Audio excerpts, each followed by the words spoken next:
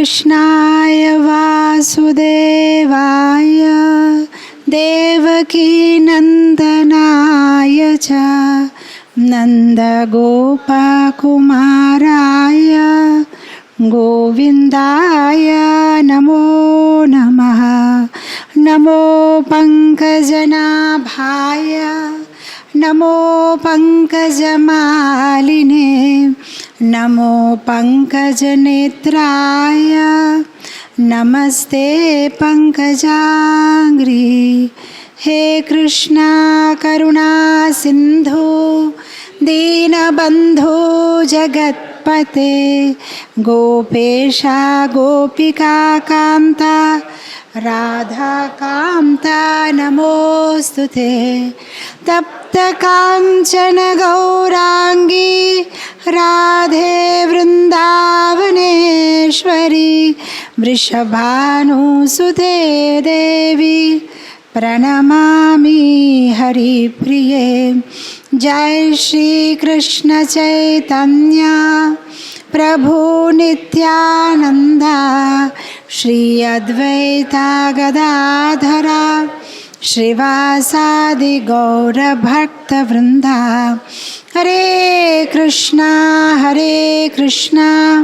कृष्ण कृष्ण हरे हरे हरे राम राम राम हरे हरे। श्री श्री राधा दामोदर भगवान की जय। जगन्नाथ बलदेव सुभद्रा महारानी की जय। सीताराम लक्ष्मण हनुमान की जय। श्री श्री गौरनिताय की जय। लक्ष्मी नृसिंहदेव भगवान की जय। प्रहलाद महाराज की जय। गिरिराज गोवर्धन की जय। गुरु परंपरा की जय। जगत गुरु श्रील प्रभुपाद की जय। इस्कॉन वर्तमान गुरु वृंद की जय। हिज होलीनेस जय पताका स्वामी गुरु महाराज की जय। Hare Krishna. So Hare Krishna. So my humble obeisances to all the devotees who have joined us online. Sunday evening for us, I don't know, maybe morning for you. Vancha kalpatarubhyascha kripa sindhubheva cha patitanam pavanebhyo vaishnavebhyo namo namah. Ananta koti vaishnavrinda ki jai. Hare Krishna. So I just came back from Dwarka. We were there on a pilgrimage from 16th onwards with hundreds of devotees. We went to Ahmedabad, and from there we went to this very wonderful place called Prabhashetra. It's a very, very important place. And it was all the more special for us Vizag devotees because we've been doing this Maitreya Vidur conversation in Bhagavatam. 3rd canto is going on, and that discussion is going on. And also this Prabhashetra is a very, very special place because Lord, when he left the world and he closed his earthly pastimes, how he gave his message to Uddhav, and then also how all the demigods, Brahma and everybody appeared there, and how Lord left the place from there, and how the whole Yadu dynasty got destroyed there. And Balramji, he took the, his original form of Anantases, and he left the world from that place. And then also there is a very special pastime of how Lord Shiva helped moon god to regain his Kanti, Prabha, his effulgence back when he was being cursed by his father-in-law Daksha, and how he took shelter of Lord Shiva, and how Lord Shiva helped him. So how that place where Lord Shiva is worshipped as a dear beloved Lord of moon god came to be known as Somanath. So we went to Ahmedabad, from there we went to Somanath, and then that Somnath also has this place called Prabhashetra, Bhalka Tirtha, where Jara, the hunter, had aimed the arrow at Lord Shri Krishna. I mean, of course, the Jara aimed the arrow thinking it's a deer, and how the arrow, so-called, touched the Lord's lotus feet, and how he closed his earthly pastimes from there. And also, there is this Triveni confluence of Kapila, Hiranya, and Saraswati. and how the Prabhashetra chapter of Skanda Purana explains about the glories of this Prabhashetra and what are the different pastimes that happen there, and how even before the Yadu dynasty went there on a vacation and giving charity to Brahmanas and perform some rituals, even before that, that place was considered to be very special and auspicious. And even Jamadagni had done tapasya there, and Parshuramji had done tapasya there, and even the whole pastime of, when this Dadichi was asked the bones, and how Dadichi's son gets upset about it, and how he actually, organizes a fire to get all these demigods inside the fire, because these demigods, had, you have come, you can translate, he can translate, how, you can translate, how these demigods had, conspired, and how they had asked these bones from my father, and how they can do that, so they should all be killed. So when he organizes this big fire, how all the demigods are supposed to be engulfed by the fire, but Brahma uses his intelligence, and then he makes sure, he says, first you engulf Varuna, then you can engulf all the other demigods. But Varuna means water, so water and fire, everything will be destroyed. But again, how this fire was carried to this Prabhashetra, so all lot of pastimes, but that is not my topic today. As announced, there were so many pastimes that happened in that place called Prabhashetra, the pastimes that happened in Somnath, and the pastimes that happened in Dwarka. My topic is a little different today. But I'm just telling you the route map, how we went and what happened. And then we also went to this place called Gopi Talao, where Krishna actually had bathed, with the gopis, and then how we get our Gopi Chandan from that place, Gopi Talao. And then we also went to another Jyotirlinga, and then we also went to Rukshmini Mandir, and then we also went to Bhed Dwarka by a stimber. And then we saw the deities, which was handmade by Rukmini Devi herself, which is in the Antarbhavan, and all the Patranis, all the queens and their palaces. And it is a very beautiful place. And then from there we went to Dwarika. This is Bhet Dwarka. It's called Bhet Dwarka because Sudama met Krishna there. So Bhet means like, you hug. So they both hugged each other. So we had to go by a ship there. And of course, before going that, we went to a place called Sudamapuri, Porbandar, where Sudama, his birthplace, and where he lived with his wife and children, and then where he started his journey from walking from Sudamapuri to Dwarika. So all these places we visited, in a very short time, very quickly, with so many devotees. It was a little hectic trip. And then finally we reached the place Dwaraka, where we decided we were going to stay for 2 whole days and have nice darshan of Dwarkadish. But that's not my topic today. My topic today is how in this course of this whole yatra, my reflections, my realizations, my mistakes, what I did, what happened, my thought process, I want to share with all of you devotees today. Because what I made mistakes, or what happened with me, I don't want others should make those same mistakes again. So I thought today, I'll just share. It's a talk, not a class, just a talk, what exactly happened. So when we reached this place, Dwarika, very happy. Our accommodation was very near to the Dwarkadish temple, just a walking distance. So we went there for darshan. Now this place, unlike Tirupati Balaji or the other South Indian temples, there is no system of tickets. You can't buy a darshan. You can't, be a big donor. Let's say you pay 50,000, 1 lakh, and then you get a VIP darshan. It doesn't work like that. There is nothing called tickets. Everybody is the same. Even Narendra Modi would have to, just have a normal darshan. You can't get close to the deities. There is no such thing called special abhishek, special archana, special puja, nothing like that. It's like everybody is same. Everybody has to go in a line. Not line. It is like survival of the fittest. It's like we have it in Jagannath Puri. They will be pushing, and somehow you have to take the darshan of the Lord. People will push you. That's what happens. So, and then there is frisking. more than pushing, the whole torture will start from frisking.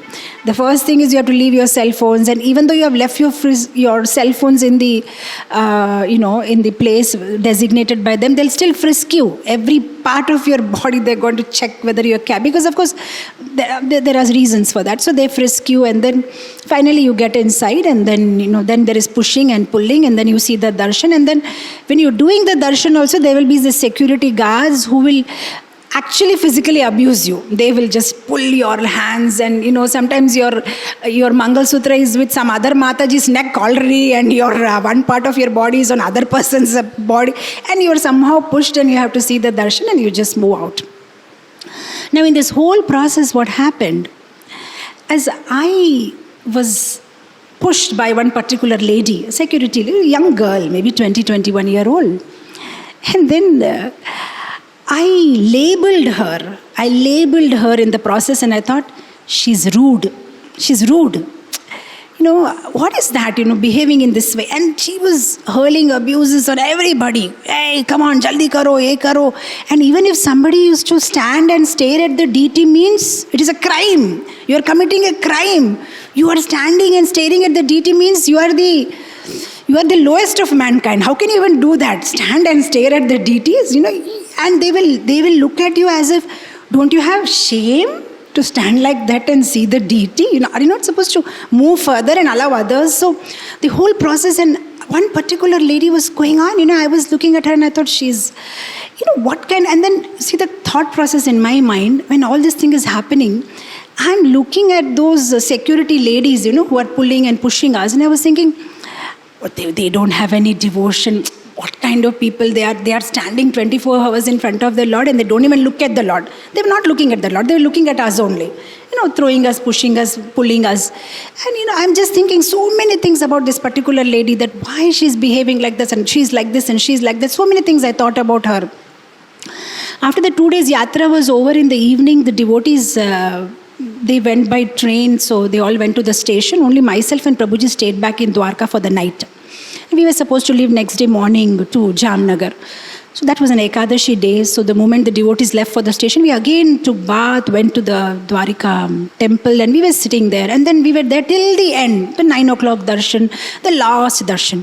And what I saw, the last darshan in the night, this particular lady, security lady, whom I had labeled, she's rude, she's not... her duty was over. So she had changed from her, police attire, uniform, to a civil dress, And she was standing in front of the deity. And she was looking at the deity, and she was crying. There were tears in her eyes. And she was looking at the deity with such love and affection. And I thought in my mind that, what did I do? I just labeled her as being rude, I became judgmental about her. But actually, it's not that she doesn't have devotion. Probably she did it because that's her duty. Maybe. And then when I went back to the hotel room, I was just contemplating that, okay, if she doesn't pull and push and, makes the queue move, what is the other option? Let's say she allows everybody to stand in the front of the deity and watch. So what's the other option? What will happen? How will the line move if she's very kind to everybody? Then I was thinking, what are the other options? And then I realized that she was doing her best, what she could do. It's not that, it was not in her hand. It's not that. So what I did in this whole process was, I became judgmental. And that is not conducive for Krishna consciousness. Because the whole process of bhakti, the whole advancement in bhakti is based on the flow of Krishna's mercy on us. And the flow of Krishna's mercy will stop when we displease Krishna. And Krishna is displeased when Krishna's devotee is displeased. And every devotee of Krishna is very dear to Krishna. And what I did in this whole process was, I became judgmental about a devotee of Krishna, and I displeased Krishna. So I thought, in today's class or so-called talk, just want to talk about this particular topic about how we become judgmental about devotees around us. And in that process, we make offense, we bring hindrance to our Krishna conscious life, and how, how it's actually a roadmap to fall down. So I thought this will be something interesting to reflect upon. Actually sometimes devotees even get confused between these two words, judgment and judgmental. Actually these are two different words, or rather they have two different meanings. When you make a judgment, there is nothing wrong. But when you become judgmental, that is wrong. And what is the difference? Passing judgment or making judgment is something which is required for a functional, for operation, on day-to-day operation. For example, I'm driving a car. Now I have to make a judgment that the car in front of me is moving this way, that way, it is a little shaky. So shall I overtake from this side, that side? So I have to make some judgment so that I can, from which side of the car I should move. That's called judgment. Or let's say I have to give a class or I have to interact with somebody. I have to make some judgment. Oh, they are Telugu people, so they will understand Telugu. Maybe I should speak in Telugu. So these are certain judgments I am making, which I have to make for my day-to-day operations. I have to make so many judgments. But what I should not do is to become judgmental. Becoming judgmental means I reduce the person to that particular activity or to that particular personality trait or that particular behavior of the devotee. I feel this is all in all. Got my point? I don't know if I'm able to express myself.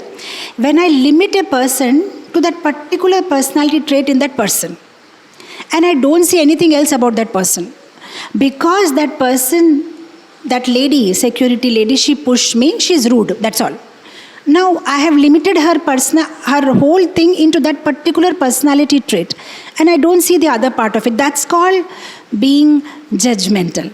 And that's what we do every single day of our life with devotees around us and in our community. Am I right? Am I making sense? Are we not doing that all the time? We keep putting labels on people. When we were in Dwarka, there is this one particular ritual also happening where the Gujarati devotees from different villages of Gujarat, they come there, and then the one person carries a flag of the Lord on the head in a basket, and all the other villagers whom he has brought with him, they will sing and dance, and there will be band and baja, and it will be very grand, and with that all grand procession, they go up there and they change the flag of the main shikara of the Dwarka temple, and that's a ritual that happens maybe 5 to 6 times in a day, and it happens with such pomp and show, because. And there was some other Matajis with me, and they were discussing, they said, why do they make such a big show of their devotion? But actually, there is so many things behind this. Those people who are not all are very rich, or but they've been saving for their, for so many years of their life just to, change the flag of the Dwarkadish temple. Now, what I'm sharing with you is that sometimes we just limit things with what we have seen externally, and we don't know the inside story, or we don't know what's in the, what's happening behind that, what we are seeing externally. And we pass judgments, and this is what we've been doing all the time. Judging people, labeling people, analyzing people, putting them in a particular frame. He is lazy, he is envious, he is rude, he is short-tempered. Are we not doing it? We just put labels on different devotees. That is called being judgmental. And in that process, it's not wrong to judge, but we should not be judgmental. It's not wrong to understand a particular person's, this is his swabhava, but that's not the all in all about that person. There may be so many other aspects of that person which we don't No, or we are ignoring because we are concentrating only on that one aspect of that particular person. So what are we supposed to do?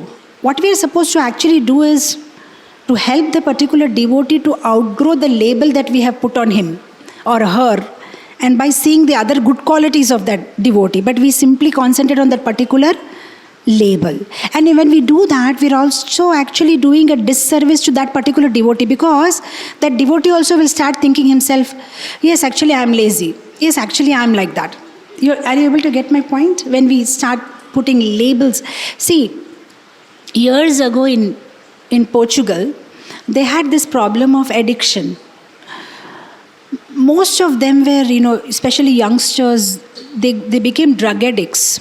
So now, instead of trying to stop them from taking drugs or doing so many other things, the government got a very good plan. What they did is, they told the different companies that if you actually employ these drug addicts in your company, then half of their salary the government will pay. So as a result, many people started giving them employment. So now they started getting accepted into the mainstream community. So now they got something to do. So slowly what happened, because they got accepted by people, they start doing something, slowly they gave up drug addiction. But imagine if they're not accepted, what will happen? They will think that, okay, anyway we are alienated and isolated by the society, and they'll continue with their own, that same habit. And as a result, that whole program became so successful that now in the whole world, the ratio or the number of drug addicts in Portugal is least, when compared with the other countries. So the whole, the essence is that, yes, you can make certain judgments, but we should not be judgmental about people, and we should not give them labels. Now, how not to be judgmental? Why not to be judgmental? There is 3 verses in Bhagavad Gita, chapter 18, verse number 20, 21 and 22, where Krishna says that who becomes judgmental, why we become judgmental? When we are overcome by tamoguna. So in that verse number 22, Krishna says, when the knowledge is in the mode of tamogana, darkness, then what we do is, we take one thing and we make it as everything. This person is rude, he is rude, that's all. That is all about this person. So I take this one thing and I make it everything. I don't see anything else. That's called knowledge in the mode of darkness. What is that? Goodness, passion and ignorance. This is called knowledge in the mode of ignorance, tamas. Now, just like you see places where people are discriminated on basis on caste. Just because they are born, you label them. Or racism, based on the color of their skin. This is called tamoguna, knowledge in the mode of tamas, where we are taking one particular aspect of a person and we are making it everything, right? Now, knowledge in the mode of rajoguna is where we relate everything to the body. For example, if you see in the US or some other countries, they have many strict laws about dogs. If you have a pet dog, you cannot, tie your pet dog very tightly. The leash, with which you tie the dog, it has to be long so that the dog does not feel inconvenience, The leash is small, it will feel inconvenience. So have a long leash so the dog is comfortable. So they have so many rules and regulation to make sure that there is no cruelty to animals, there is no cruelty to dogs. But the same owner who will take the dog to a restaurant where they will cut a chicken and eat. So what about the cruelty to chicken?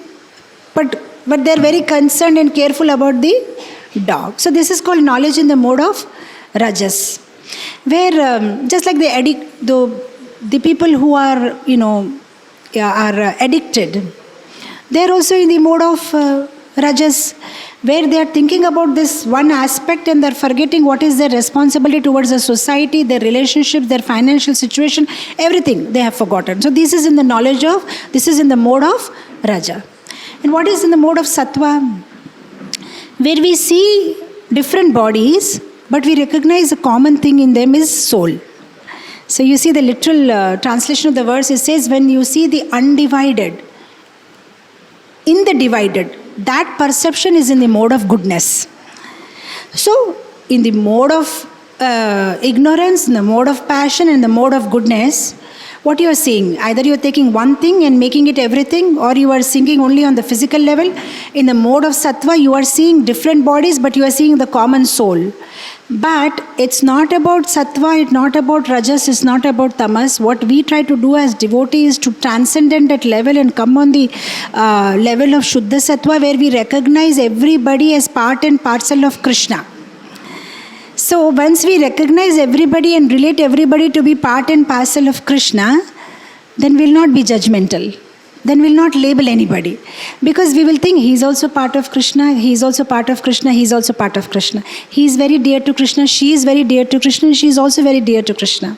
So that's the goal of our life, to come on that level and not to be judgmental. Not to judge anybody based on any particular aspect that we have seen of that person. See, that is why Chaitanya Mahaprabhu says this verse, Naham Vipro, Nacha Narapati, neither I am a Brahman, neither I am a Kshatriya, neither I am a Shudra, Vaishya, neither I am a Grihastha, Sannyasi, Vanaprastha. What I am is Gopi, what is it? Gopi, Bharato, Padakamalayo, Dasa, Dasanu, Dasa. That's my identity. So we identify ourselves as being Dasa, Dasanu, Dasa. And we identify others as being Dasa, Dasanu, Dasa. They are part and parcel of Krishna. So we have to come on that level. Because actually, everybody is a pure soul. Every single person is a pure soul. Even a terrorist is a pure soul. But only thing is that when that soul comes in touch with the material body and mind, it gets contaminated for a temporary period of time. And after some time, that so-called conditioning, which is temporary, will go away when they get connected to Krishna. This is what happens. So we should be very careful in not labeling anybody, labeling devotees or anybody. See, in the Chaitanya Chaitamrita Madhya Leela 19.170, there is a verse called Sarva Upadhi Vinirmukta. The essence of spiritual life and bhakti is that we should give up all material designations. We should not have any material labels. So the whole process is we are trying to give up all our material labels, but we are very quick and eager to put labels on others. He is a lazy devotee, he is an active devotee, he is an angry devotee, he is a humble devotee. You understand? We just put labels on people. Whereas the whole process of bhakti is to remove all labels and treat everybody on a transcendental level. And we see that in Srila Prabhupada's life. Srila Prabhupada was with this Dr. Mishra. He's a yoga instructor in America. And this Dr. Mishra gave Prabhupada a lot of tough time. When Prabhupada wanted to speak, he never allowed him to speak. He used to speak. At the end, he used to tell Prabhupada, do kirtan. Prabhupada was so eager to give the real knowledge to people. And then Prabhupada and himself, they always had this conversations where they had their philosophical differences and they were having so many arguments. And now when, after many years, when Prabhupada became successful and ISKCON became established, and then this Dr. Mishra came to Bombay, and then Prabhupada said organize lunch for him, and then Prabhupada sat with him and had nice lunch. And after the lunch and all was over, then Giriraj Maharaj asked Prabhupada that, I thought he was a Mayavadi. So he meant to say that he was a Mayavadi and you are sitting and nicely having lunch with him and talking and all. Then Prabhupada said that is a different thing. Philosophical differences is okay. But you don't limit a person just because you have philosophical differences. Am I able to make myself clear? Are you able to understand? So it's not that just one aspect of somebody and now that aspect becomes everything about that person. No, there is a cultural aspect. There is so many other aspects to that person. So yes, philosophically we disagree. Okay, but culturally, yes, we respect each other. So that's how devotees should have the mindset. There may be so many times that we may disagree with somebody or we may not like what that person said or did.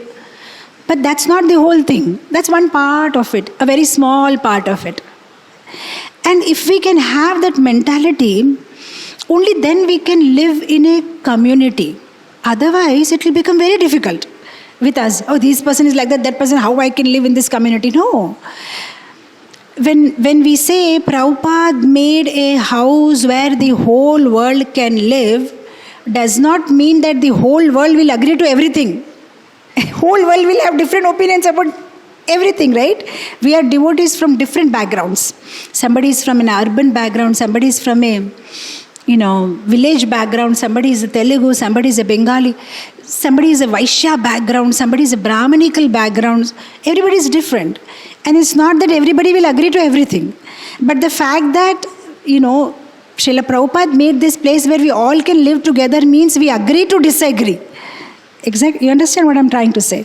So where we don't limit people to a particular label or a particular event or a particular situation. It's just one part of it. And then there's so many other aspects to it. So we see that even though they disagreed, Dr. Mishra and Srila Prabhupada, but then they were happy sitting together, taking prasad, respect each other. We see Chaitanya Mahaprabhu, he disagreed with Sarvabhauma Bhattacharya, but he respected him. He didn't say, I don't want to listen to you because you are a Mayavadi.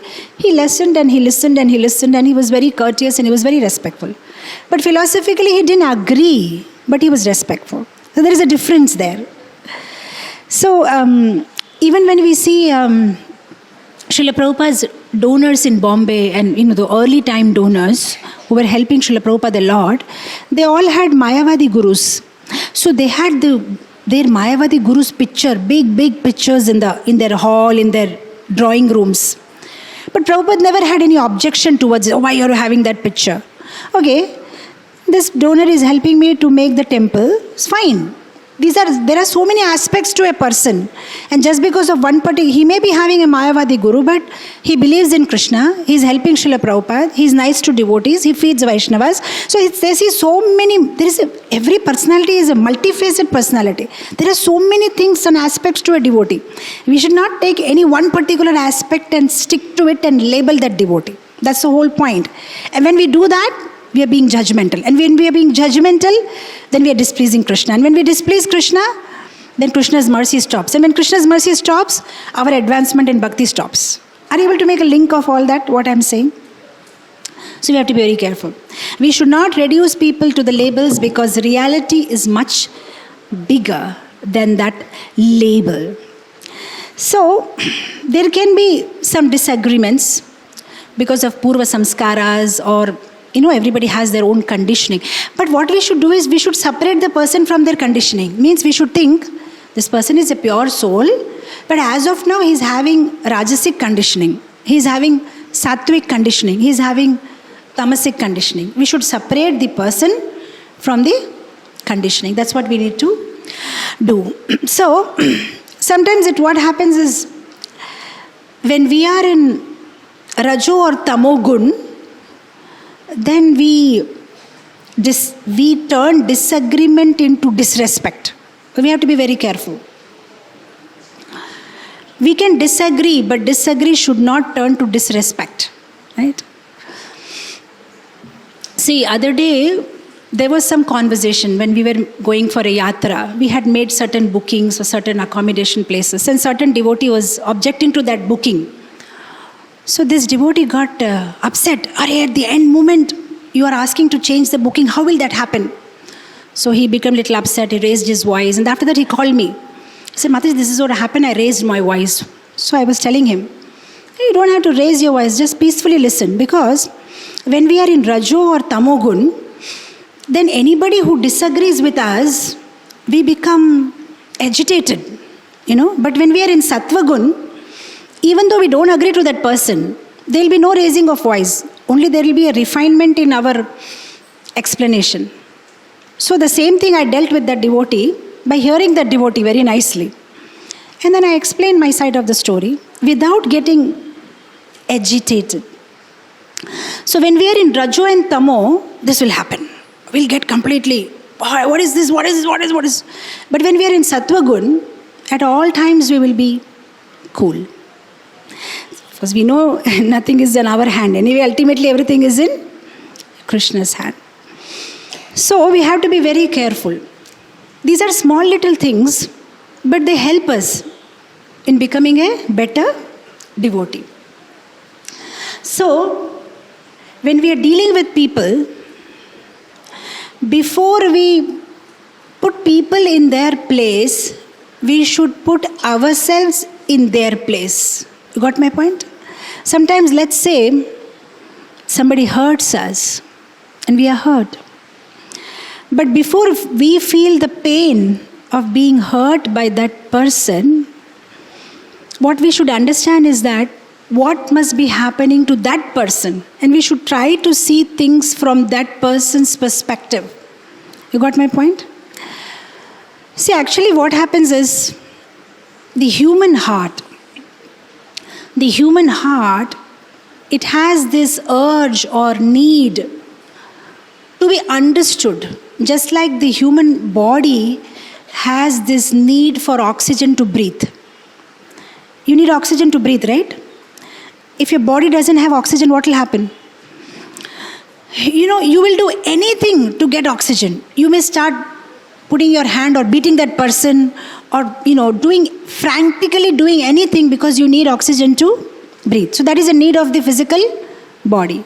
Similarly, there is a need of the heart. And what is that need? To be understood by people. And when you feel that people don't understand you, then you get choked up.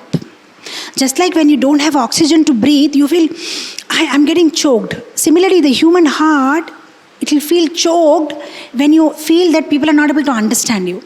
And in that moment, when you are convinced that people are not able to understand you, you will start behaving frantically.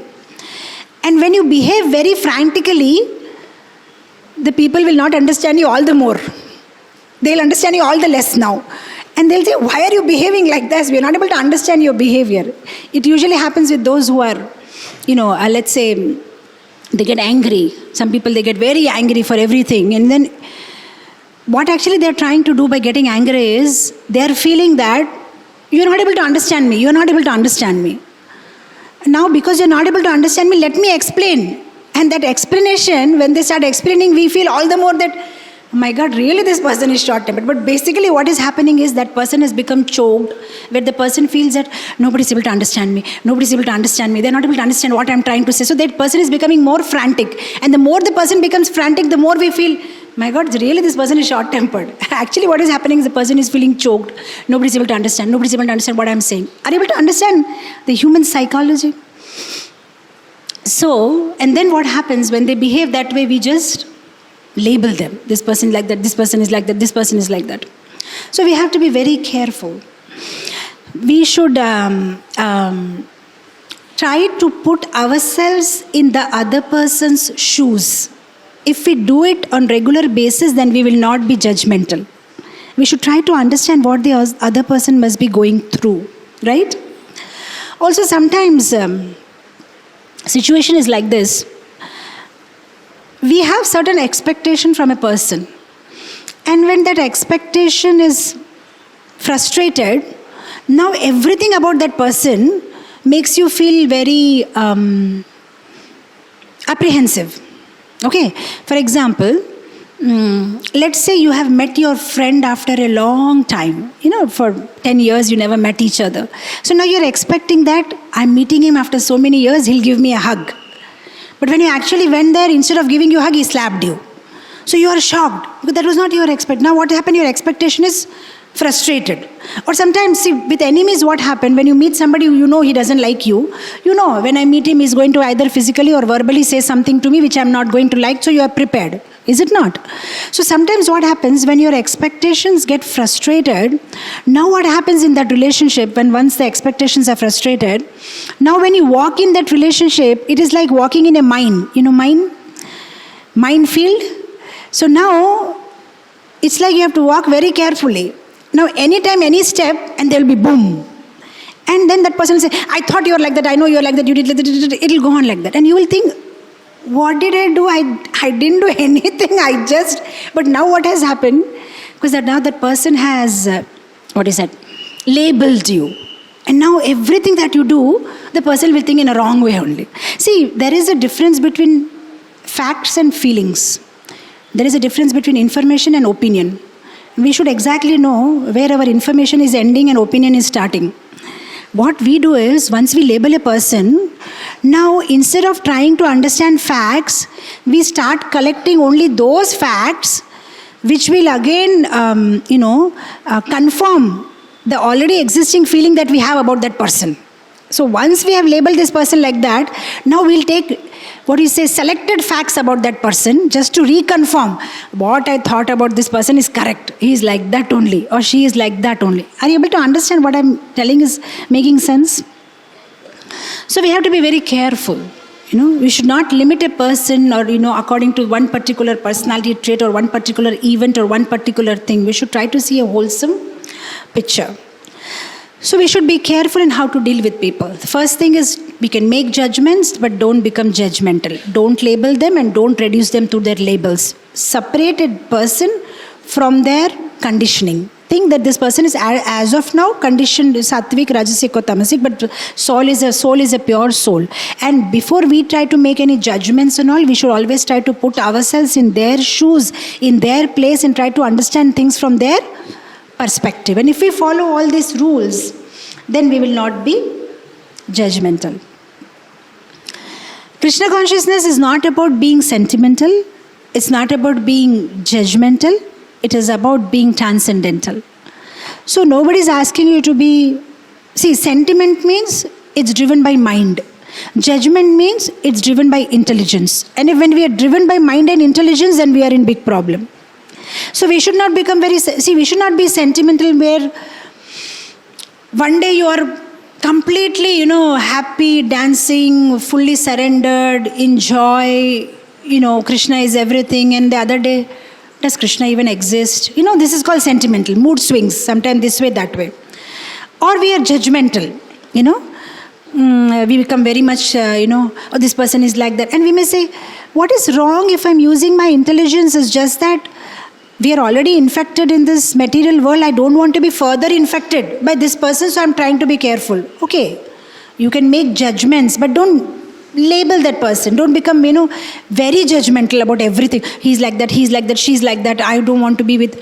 No, so neither sentimental, neither judgmental. What we need to be is transcendental. That means we connect to people via our connection to Krishna. That means we see everybody as part and parcel of Krishna, and we connect to them via Krishna. So that's the right way. Now our problem is, we feel whatever I am doing is right, and if people are not doing what I am doing, then they are wrong. That's all simple definition we have about things. Is it not?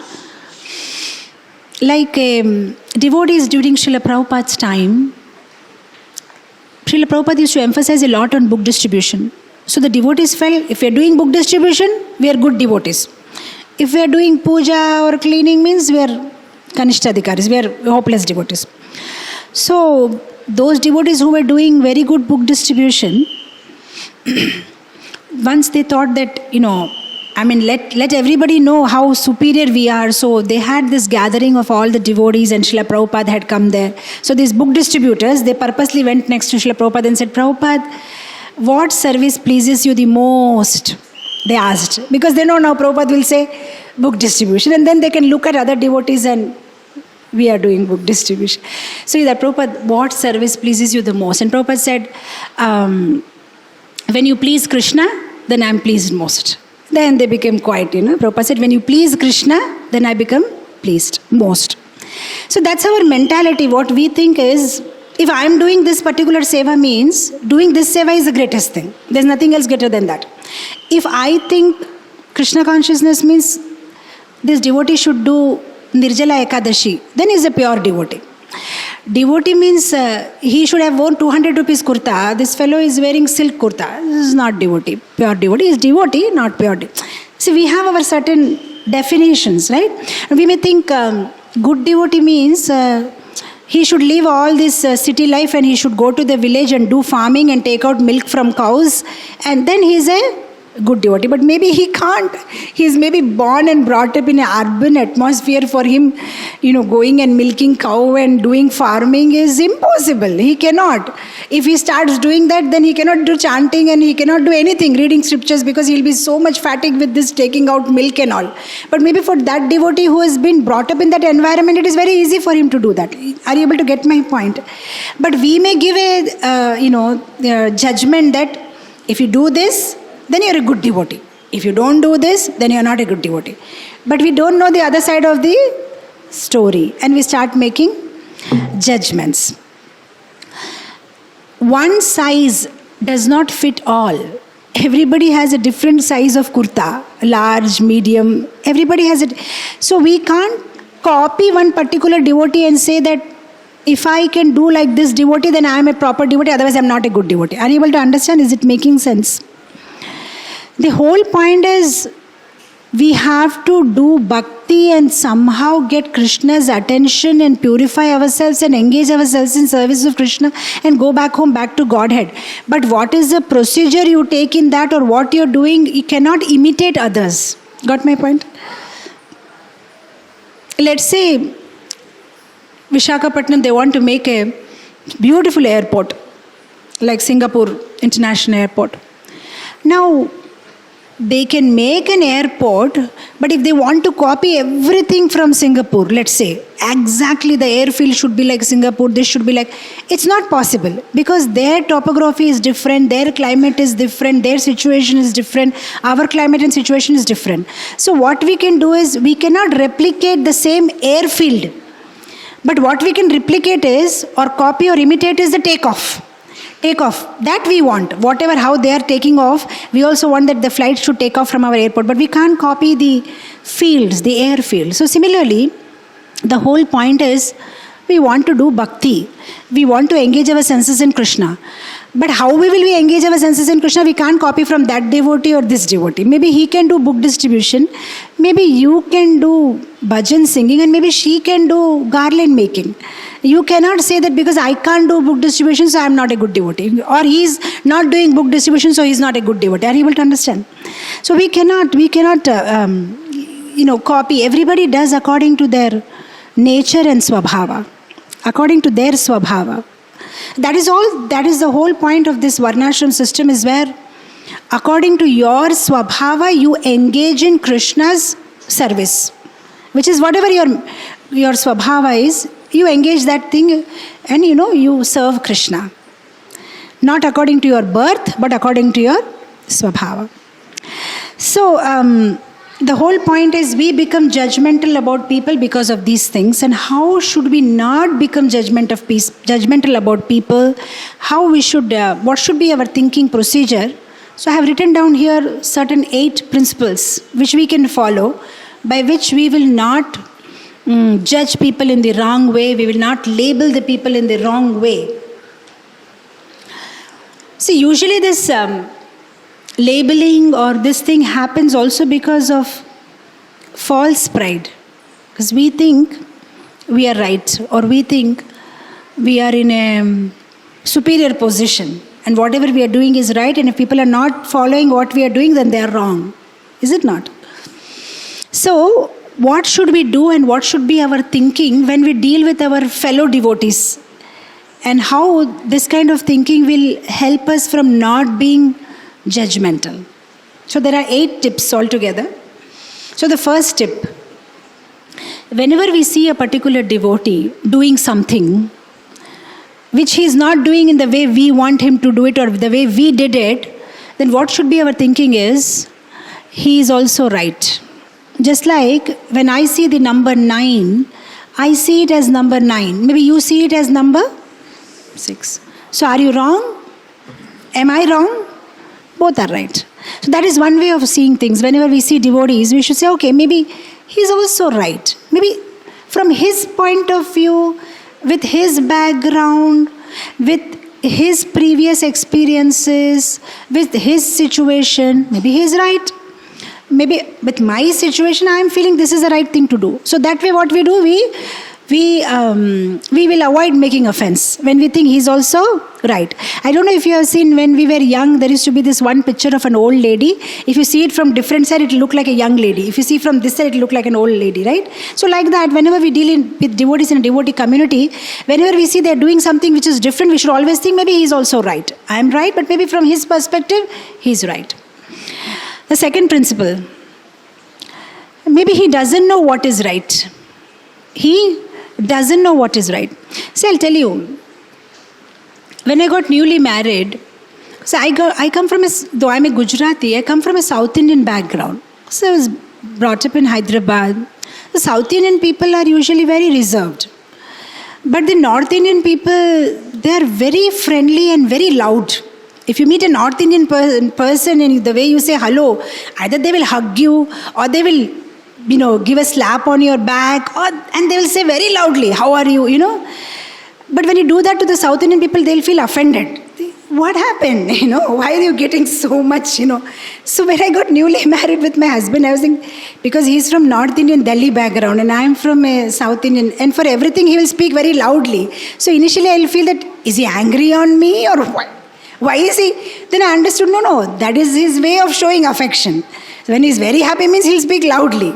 But South Indian people, they're very reserved. If they laugh also, they laugh very sweetly and gracefully.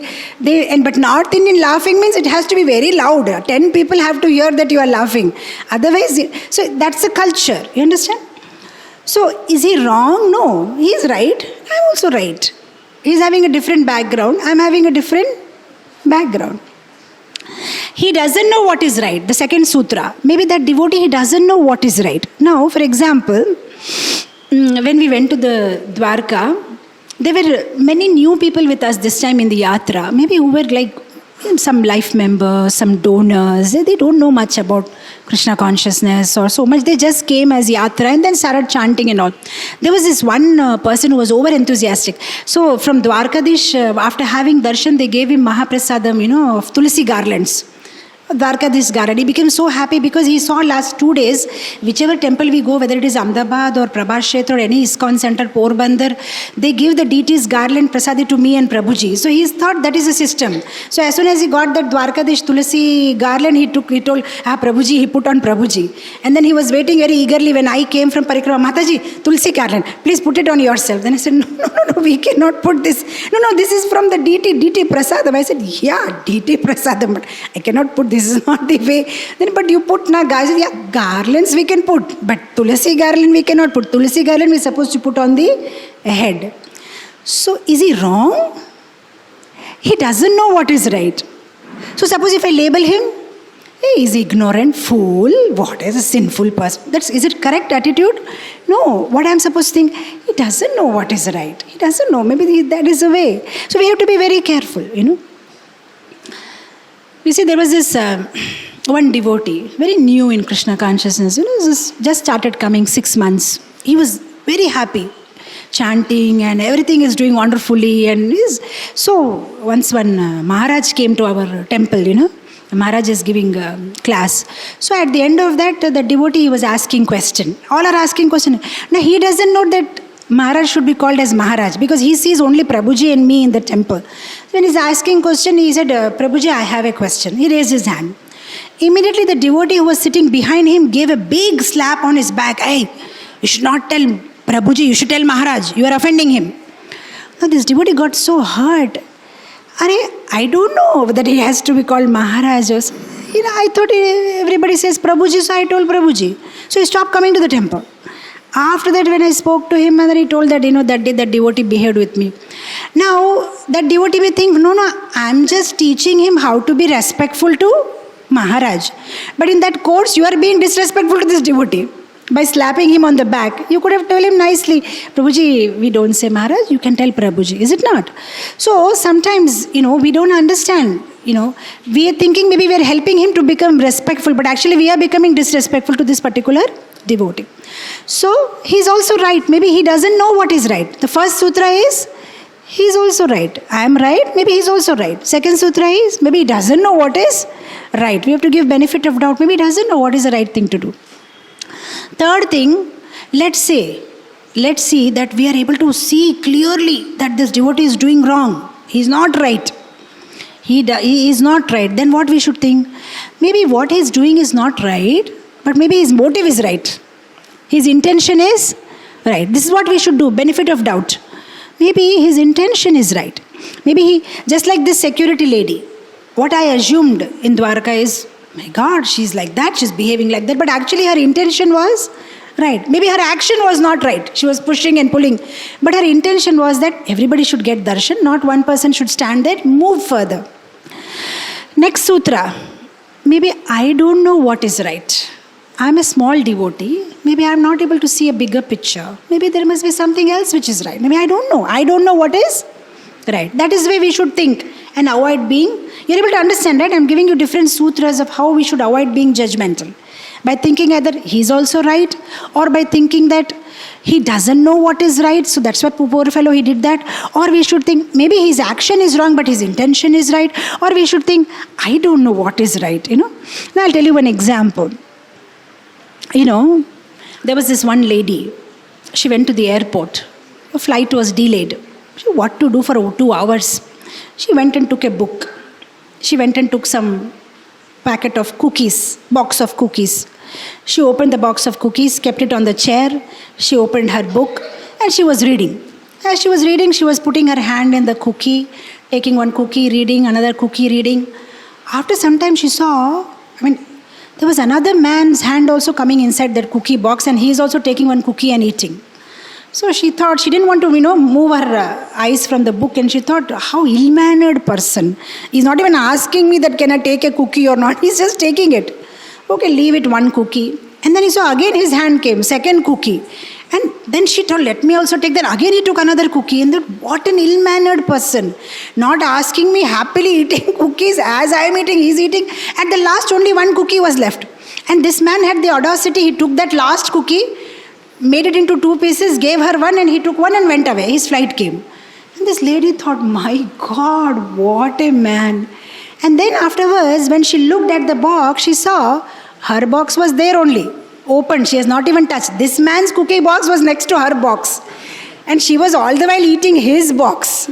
So he was so kind to her that he allowed her, okay, you can share, that's not a problem. Even the last cookie, he just divided into 2 and gave it one to her, and she left. And her box was as it is, open and kept. It was not even touched. So we don't know their side of the story. We should be very careful before becoming judgmental.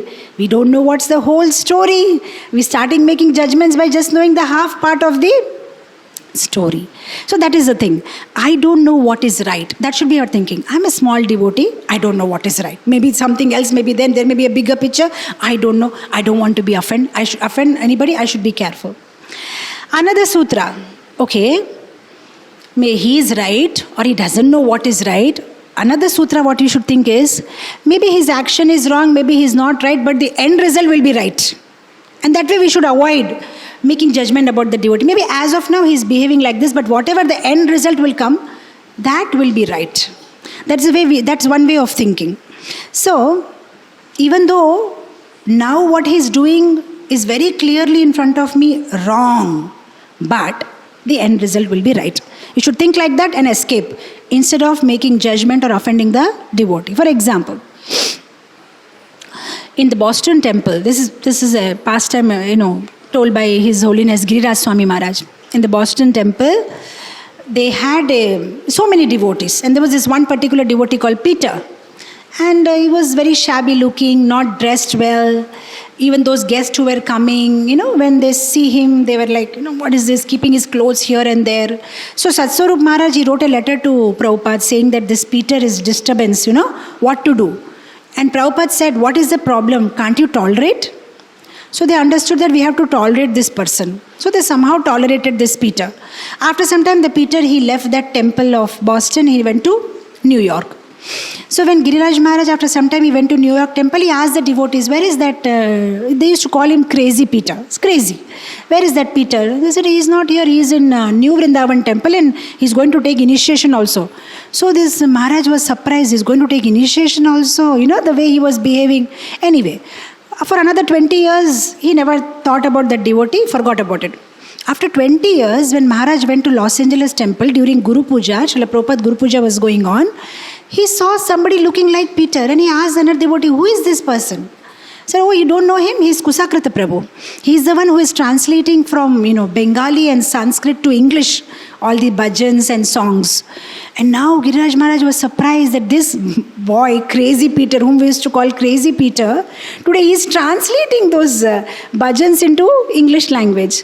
So what happened? The end is right. Though at that time it was seeming like everything is wrong. He's a shabby person, he's dirty, he's unkempt hair. What is he doing? But the end result was right because they tolerated him, right? If they would have pushed him out of the temple, but they tolerated him and then he became such a big asset to the temple. You're able to understand what I'm saying? Yeah? See, like that. So, the end result will be right. We can think in that way. Or, the other thing is, something else is right. Other way of thinking is, something else is right. Means, everything about the devotee may be wrong, or let's say, this particular thing about the devotee is wrong, but there are so many other things about the devotee which is right.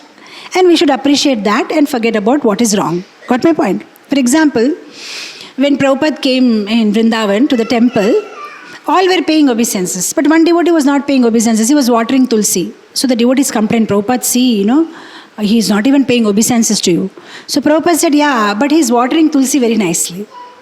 Similarly, Trivikram Maharaj, he went and complained to Prabhupada that, Prabhupada, Yamuna Mataji, she is not coming with us on book distribution. But Prabhupada said, yes, but she cooks very well. No, Prabhupada, but she does not listen to us, she is not coming. Then Prabhupada said, she decorates the deities very nicely. She cooks very nicely. She sings very nicely. So what Prabhupada is trying to do is, okay, this may be wrong, but there are so many other things which are right. So that is one way to look at the devotees. Okay, this particular thing he is doing wrong, but there are so many other things that the devotee is doing right. And that way we can appreciate that devotee. So whenever we have this urge of labeling a devotee or, we should immediately have to think about the good things about that devotee. This is what my God, such amazing services is doing for Srila Prabhupada. So something else is right. We should devotee means we should be able to see good qualities in other devotees. We should see the good qualities in other devotees. If we are not able to see good qualities in other devotees means false pride. Is it not? Parikshit Maharaj is such an amazing devotee. Even in Kali he saw some good quality. Though Kali has so many dosha, okay, he saw good quality in Kali. But imagine the boy who cursed Parikshit Maharaj. What is his name? Shringi, the son of Shamik Rishi. Shringi, he could not see good qualities in Parikshit Maharaj also. What he said about Parikshit Maharaj? He's a dog, he's a crow, he's a, so many things he said. What did Parikshit Maharaj do wrong? He did so many things right. Only one thing that he did wrong was putting the dead snake on the neck of his father.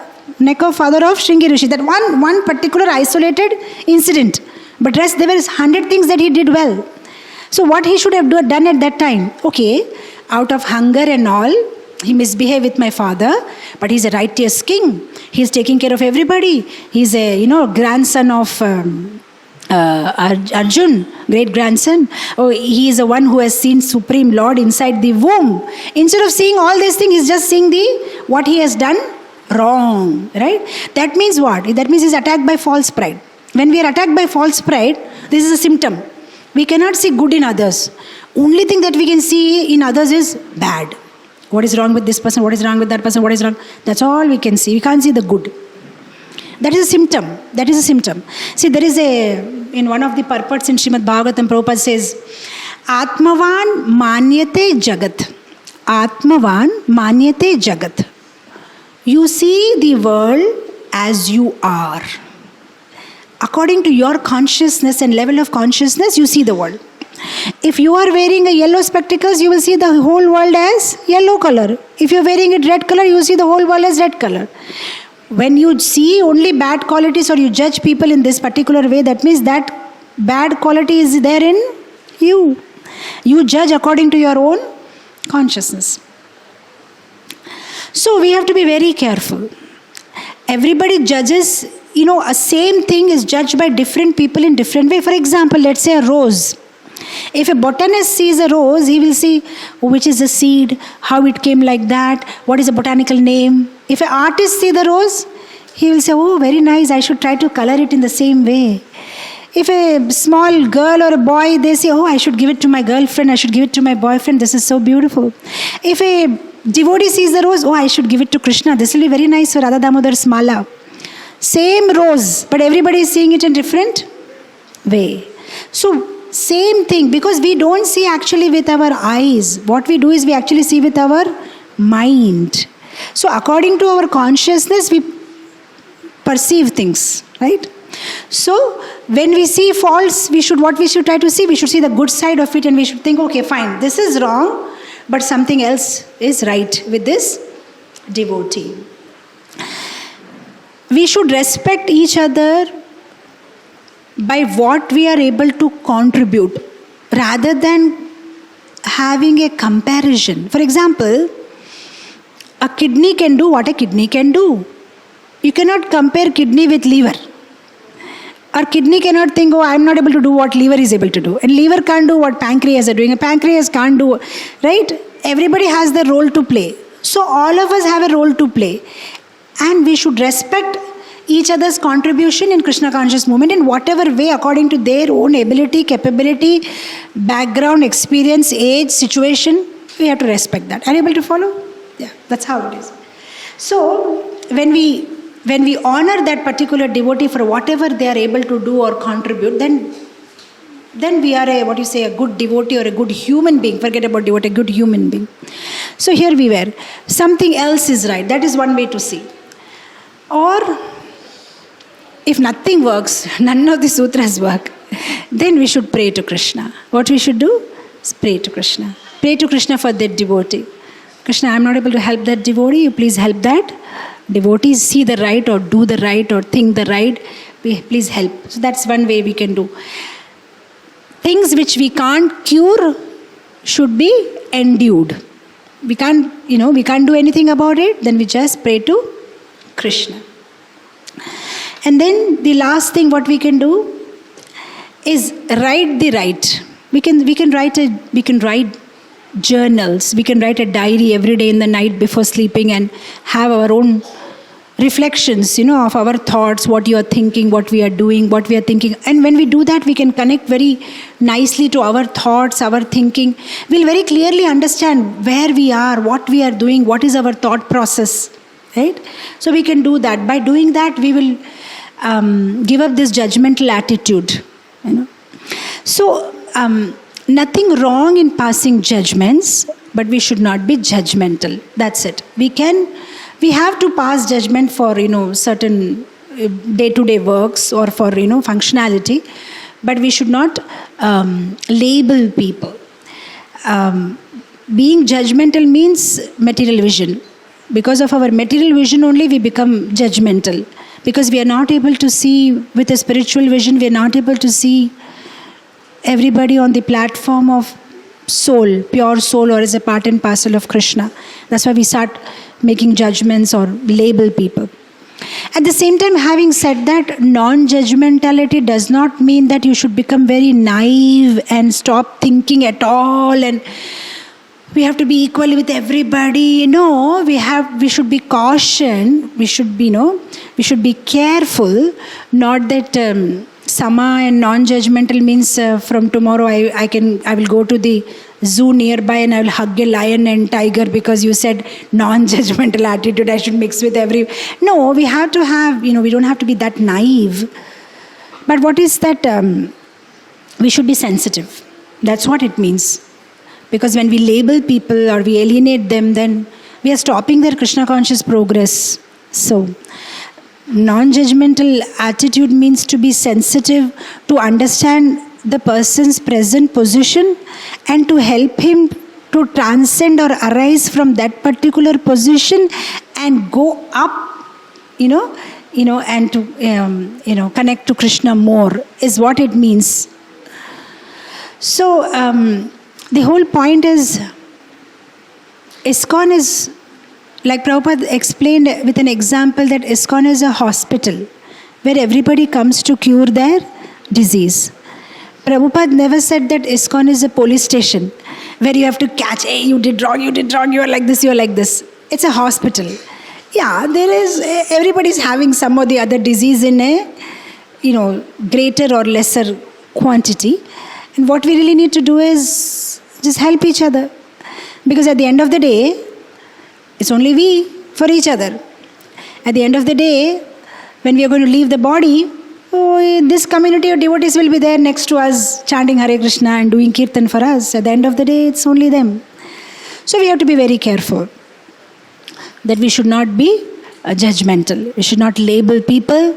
So this whole thing arose from the Dwarka incident where I became judgmental about the lady, at the security and how I labeled her as being rude or as being, she has no devotion, And Krishna was kind. Immediately after 2 days, he showed me that this lady is, having such deep devotion and she was just doing her duty.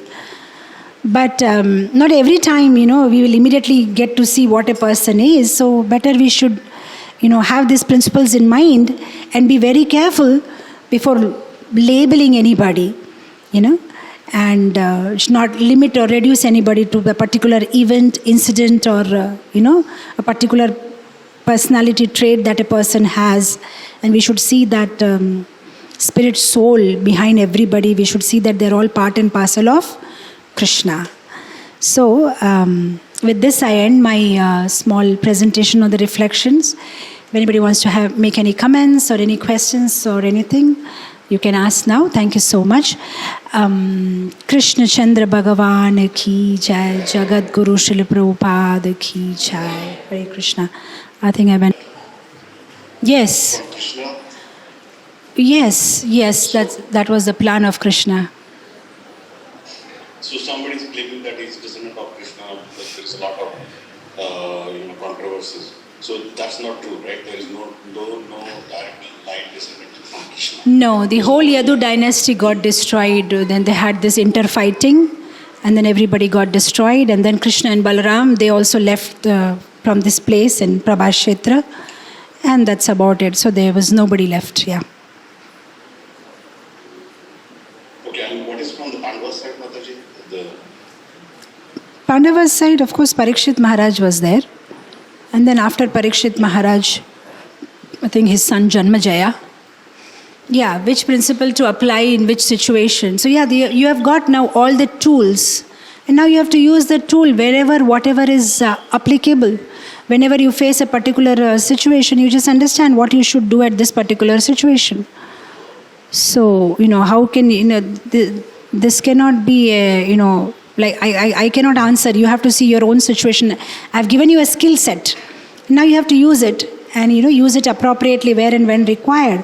If rule number 1 doesn't work here, then rule number 2 works. If 2 doesn't work, then 3 works. So just use whichever set you can, whichever tool you can.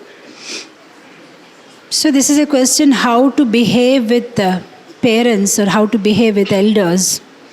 Yeah, we have to be respectful. That's the whole point.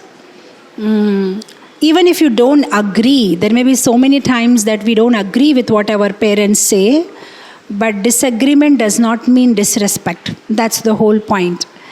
So we should be very careful when we deal with parents, elders.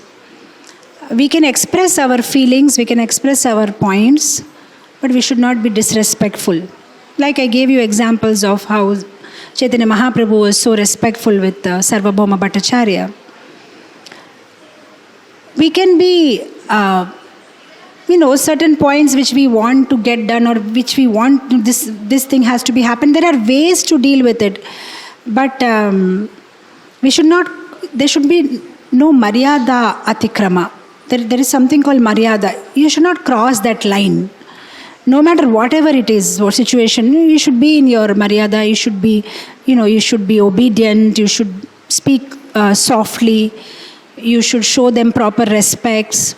And whatever your point you want to make, you can very respectfully put forward in front of your parents. See, usually parents are very kind.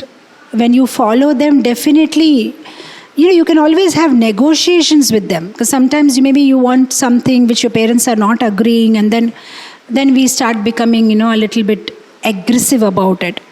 But what we can do is we can negotiate with them instead of being aggressive. Okay, this is what I want, and I'm ready to follow whatever you say in this way and please you in this way. So can you give me this, or what should I do to earn this, or something like that. No, I don't know what is your particular but whatever way, we should make sure that we don't cross the line.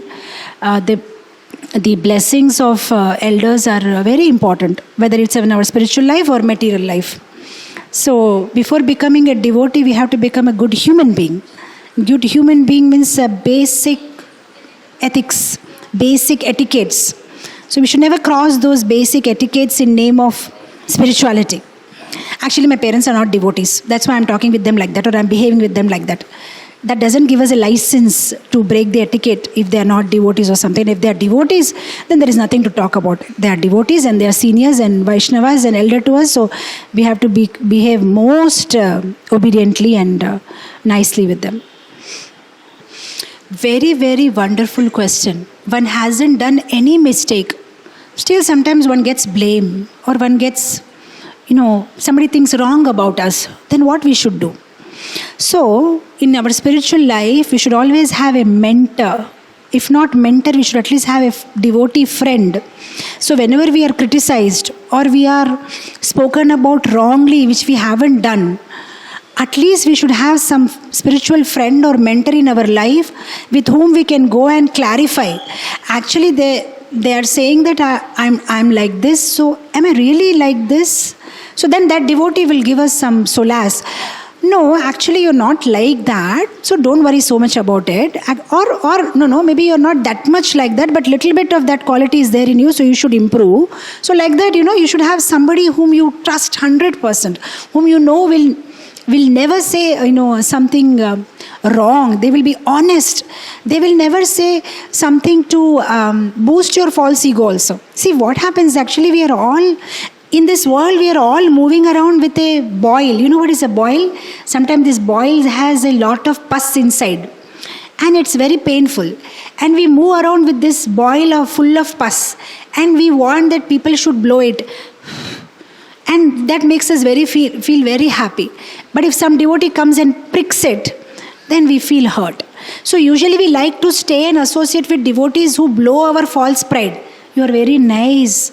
Actually, you are very sweet. You are very soft. Actually, there is no mistake. Then we feel very happy. But Krishna will send one devotee in our life who will prick us at the right place when we will feel hurt. Why is he saying like this? Why she is saying like that? But that kind of devotee is also required in our life. At the same time, we also require somebody who will give us solace. Okay, don't worry, you are not that bad. Okay, don't worry, you can improve. Or you don't worry, maybe he said like that, but maybe he doesn't mean like that, but maybe you're not like that, then it makes you feel better. So you should have somebody who can give you honest opinion. So you don't have to always feel bad when people criticize you. Sometimes you'll get so many criticisms about things which you have never done or you never even imagined to do. So you should not worry. You should have somebody who gives you honest opinion and get back to that person, and again stand up confidently and continue your Krishna consciousness. This is a short formula to be miserable.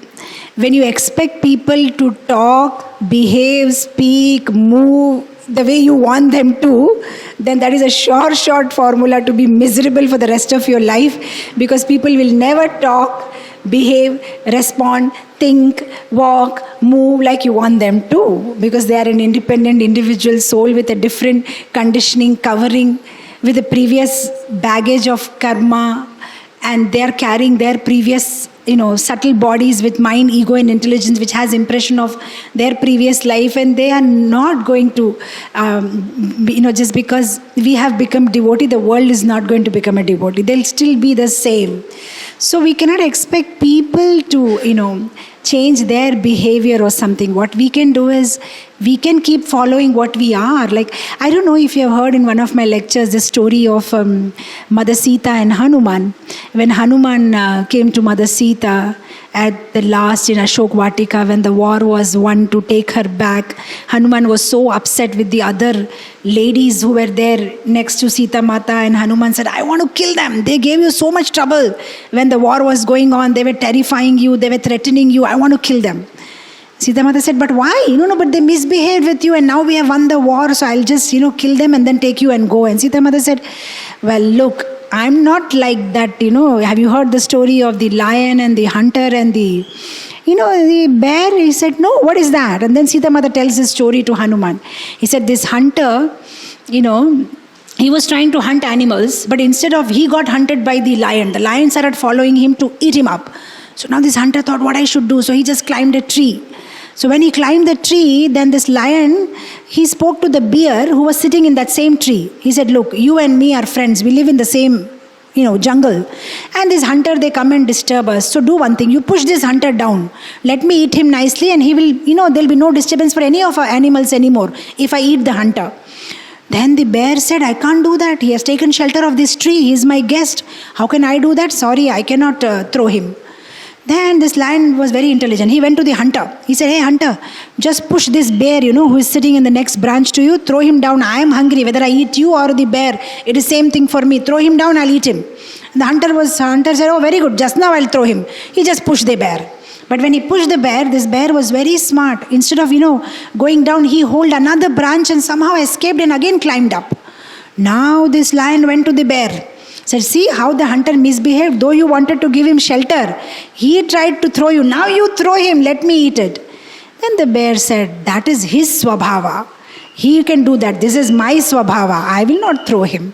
Though he has misbehaved with me, but who takes shelter of me, I will not, cheat them. So this is my swabhava and I will not give up my swabhava because of him. So Sita Mata said, that is their swabhava.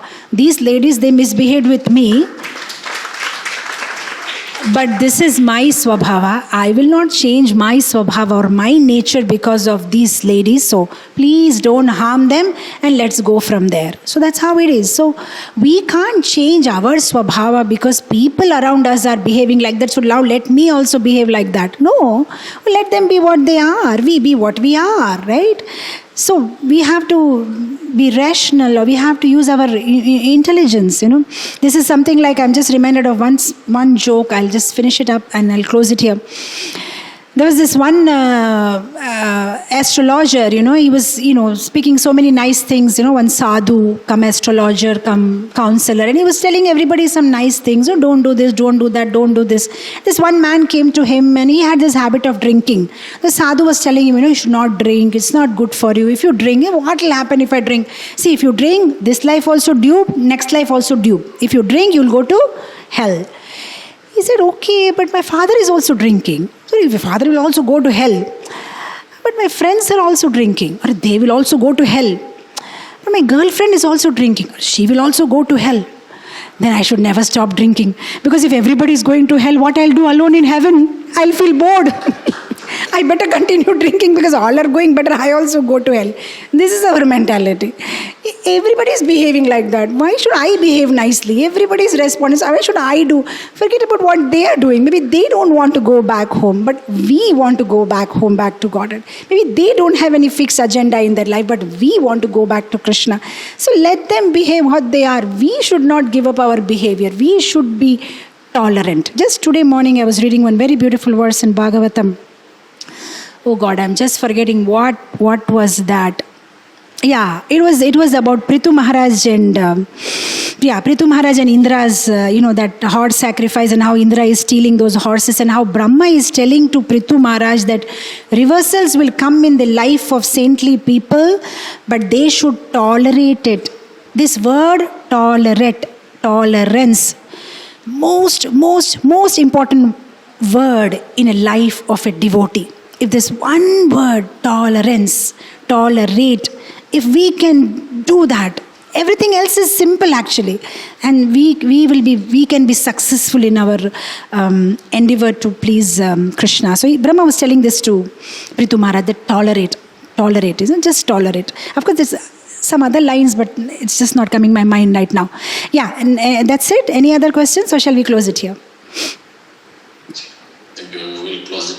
Thank you. Like that, a lot of questions are there still. A lot of questions Thank are you so there. much. Okay. Yeah, still.